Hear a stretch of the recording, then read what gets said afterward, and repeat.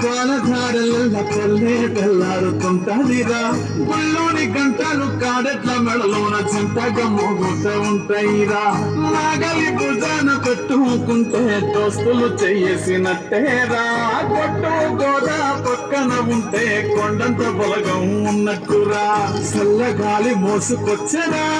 సేను సిలకలా ముచ్చట్లు దారి పొడుగు చెట్ల కొమ్మలా రాలుతున్న పూల చప్పట్లు గట్టి మోపులు కాల్వ కట్టులు చెమట సుక్కలు తడిసిన ఈ మట్టి గంధాల